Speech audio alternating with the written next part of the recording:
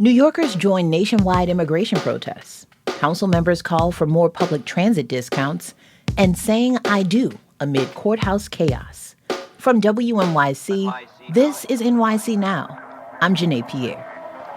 The recent protests in Los Angeles over the Trump administration's immigration enforcement are spreading to other parts of the country, including New York City. On Tuesday, a large crowd gathered outside federal immigration headquarters in Foley Square. Elizabeth Wagner of Bushwick was one of them. She says she's speaking out because she's disturbed by the recent immigration raids. Treating these people as criminals and rounding them up as if they're violent, it's just wrong. I mean, it's just horrifying. Overall, police arrested more than 80 people Tuesday. WNYC's Ben Feuerherd has been covering the protests. Ben, describe the scene Tuesday night. So a pretty large crowd gathered at Foley Square first around 5 p.m. There were a number of speakers who talked to the crowd. So after about an hour of speeches and things, a majority of the crowd set off marching through the streets of Lower Manhattan at first. They eventually made their way to 6th Avenue.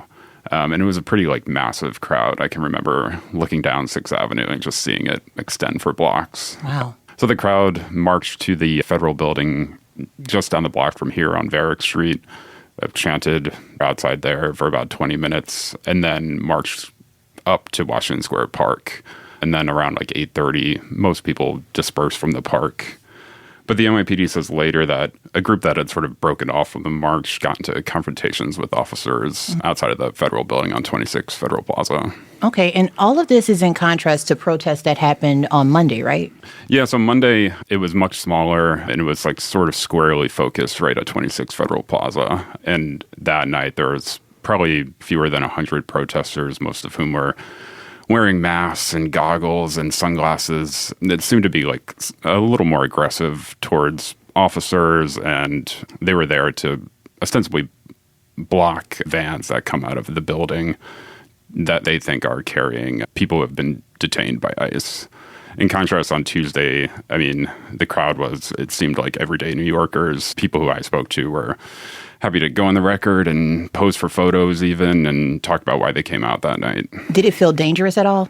No. So Tuesday, the march itself felt perfectly peaceful, perfectly normal. I want to talk about the NYPD's response to this because, as I mentioned at the top, at least 80 people were arrested.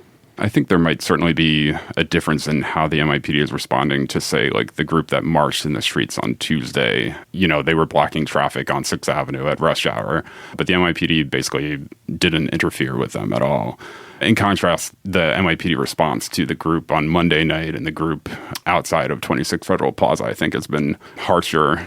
Monday night, the group outside Federal Plaza briefly stepped into the street at Foley Square, and the NYPD fired up loudspeakers to play a message saying, "You are unlawfully in the street. Please get back on the sidewalk or you'll be subject to arrest." Whereas Tuesday night, they marched blocks and blocks on 6th Avenue, and the NYPD let them do it. And I think that could be just the sheer size of the crowd that was there on Tuesday, or it could be the different postures of the different groups in the protests. That's WNYC's Ben Feuerherd. In other local news, Fair fares isn't just a discount, it's a lifeline. New York City Council member Sylvana Brooks Powers and other local leaders are pressuring Mayor Adams to let more New Yorkers ride public transit at a discount. Council Speaker Adrian Adams is also among members calling to expand eligibility for the Fair Fares program in next year's city budget. This is important because public transit is the lifeblood of our city. Being able to afford the fare means you can pursue job opportunities and go to school, see your friends, and meet your everyday obligations. Right now, only people earning up to 145% of the federal poverty line are eligible. Council members and transit advocates want to raise that to 200%. City Hall says it's too soon to expand fair fares again, arguing the city should first assess the impact of recent changes.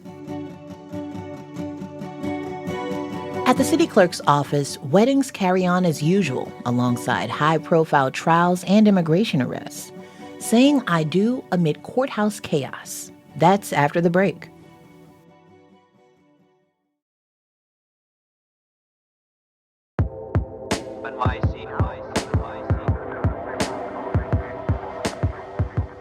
A stone's throw from the Brooklyn Bridge in Lower Manhattan, hundreds of couples get married each week at the city clerk's building.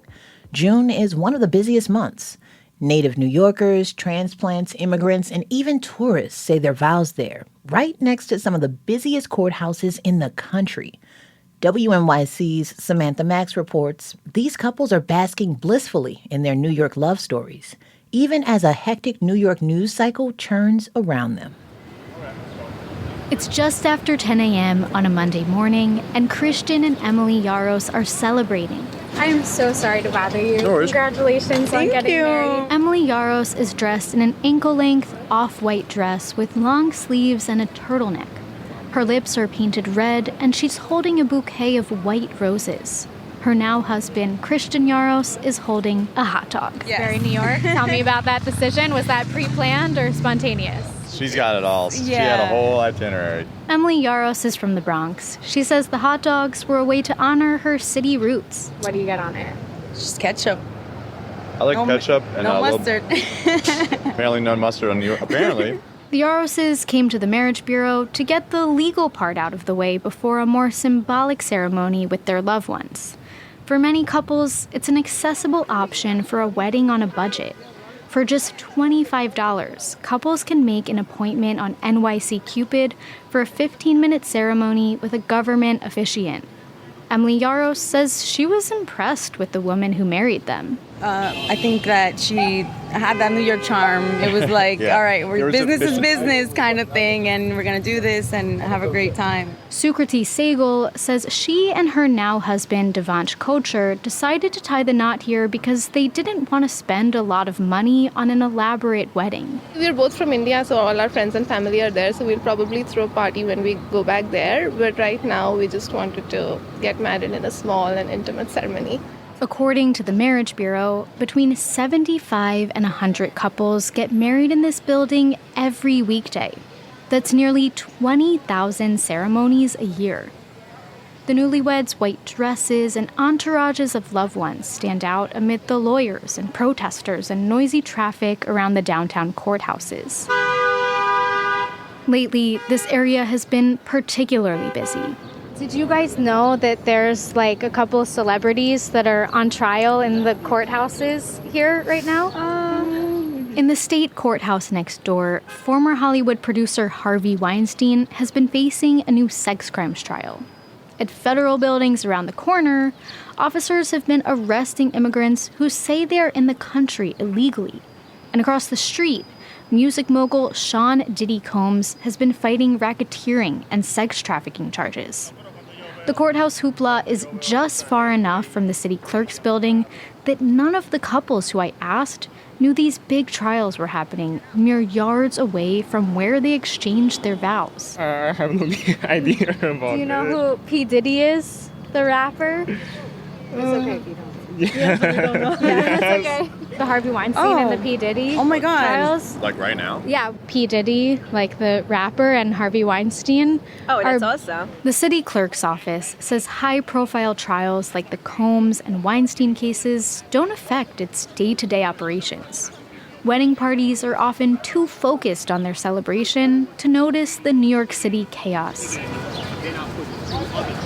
So at one end of the block, there are social media personalities live streaming updates about the Combs trial, and photographers camped out under a row of tents. And on the other end, a father-daughter duo has found another way to make a New York City living. A young woman named Dora sells bouquets of flowers and gold rings for soon-to-be married couples in a pinch. También tenemos anillos aquí. Ajá. Her dad, Braulio Cuenca, is ready to capture the romantic moment with his camera. Ya está. For more than 25 years, the Ecuadorian immigrant has been photographing weddings at the city clerk's office. He says each wedding is emotional, and every couple is different. Es emocional porque cada persona es un mundo, tienen diferente corazón y forma de ser. He says every person is their own world with their own heart and way of being. Cuenca likes to focus on these happy moments and keep his distance from the heavy news that surrounds him. He blesses the brides and grooms he photographs, and he warns them that their life together will pass by quickly. Yo siempre les digo que sean muy felices, cuídense mucho, Dios me lo bendiga siempre. Cuenca tells the newlyweds to be happy and take good care of each other. Perhaps a more heartfelt message than you would hear from a judge in a nearby courtroom. That's WNYC's Samantha Max. Thanks for listening to NYC Now from WNYC. I'm Janae Pierre. We'll be back tomorrow.